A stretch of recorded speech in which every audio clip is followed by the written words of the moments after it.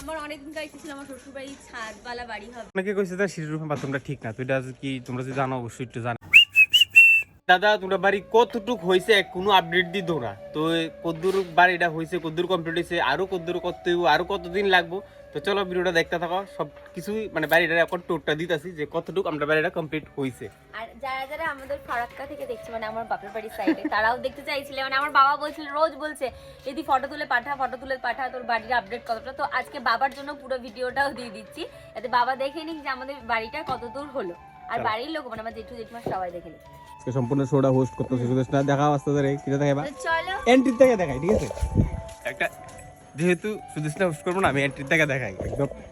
বাড়িতে ঢুকতে এদিকে একটা পোস্টার পাবেন, সুদেশনা আঙ্কেল নাচের স্কুলের পোস্টার, ঠিক আছে? এবার আস্তে আস্তে চলো বাড়ির দিকে।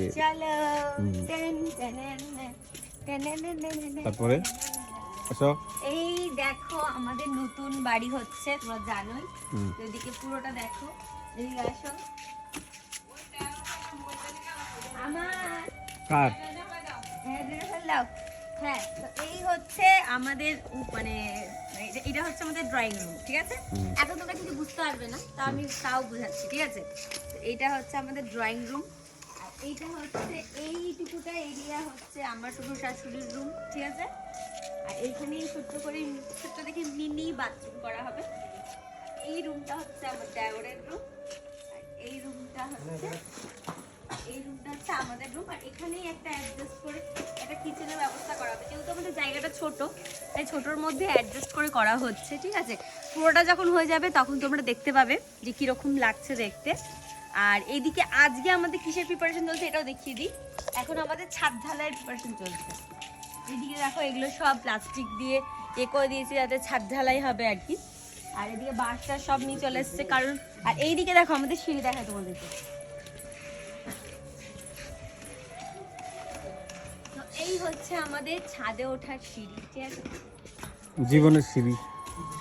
হ্যাঁ, তো আমার অনেকদিন কাছে ছিল আমার শ্বশুর বাড়ি ছাদওয়ালা বাড়ি হবে, ফাইনালি এটা পূরণ হচ্ছে। এটা কি তার ড্রিম কামস ট্রু? ইয়েস, কারণ ছাদওয়ালা বাড়ি তো সবারই একটা ড্রিম থাকে, ঠিক আছে না? সিঁড়ি দিয়ে উঠবে নামবে, তাই উঠতে উঠতে এটা দিয়ে উঠে যাও না, তাহলে ফিরে যাবে। এটা এখনো হয়নি, এটা মনে হয় ছাদ ঢালাইয়ের টাইমে হবে, ছাদ ঢালাইয়ের আগে হবে। ছাদ ঢালাইয়েরও আপডেট তোমাদের সাথে দেখানো হবে। আর ওইদিকে তো আমাদের এইদিকে তো আমাদের ঠাকুর ঘর রয়েছেই। আর এই জায়গাটা কিন্তু ভেবো না যা তো এখানে সিঁড়ি থাকবে না, এখানেও কিন্তু সিঁড়ি থাকবে। হ্যাঁ ঠিক আছে, আর এদিকে পুরো এই জায়গাটা থাকবে আমাদের, এই জায়গাটা যে ফাঁকা জায়গাটা দেখতে পাচ্ছ, এই জায়গাটা হবে আমাদের store parking room. Parking zone. Store room হবে। মানে এই জায়গাটা পুরো স্টোর রুম হবে। আর আর তোমরা আমাকে জানাও যে সিঁড়ির নিচে কি বাথরুম করতে হয় কি হয় না, মানে এটা আমার জানা নেই। সিঁড়ির রুমে বাথরুম করতে অনেকে কইছে যে সিঁড়ির রুমে বাথরুমটা ঠিক না, তো এটা কি তোমরা যদি জানো অবশ্যই একটু জানাও। আর সুদেশনা কিন্তু অলরেডি সাজানো শুরু করে দিয়েছে। না আমি শুরু করিনি, ও শুরু করেছে। আমরা সবাই মিলে এই ঘরটাকে অনেক অনেক সাজাবো, বিকজ এই ঘরটা তো একটা ড্রিম ছিল। তো যাই হোক হলে তোমার দেখাবো। আর এই জায়গাটা হচ্ছে স্টোর রুম, এখানে থাকবে হচ্ছে সব জিনিসপত্র। তো চলো, এতদিন ধরে তো আমরা থাকতেছি, কইতেছি যে আমরা একটা ঘরের ভিতরে অ্যাডজাস্ট করতেছি সবাই, মানে এই ঘরটা আমরা যেটার মধ্যে আমি সুদেশনা আমরা থাকতেছি ওখানে, আর মা বাবু আছে, কৌশিক আছে। তো এই ঘরটার মধ্যে টোটালি আমরা থাকা হইতেছে, কেউ আইলেও আমরা এদিকে থাকি অ্যাডজাস্ট করে।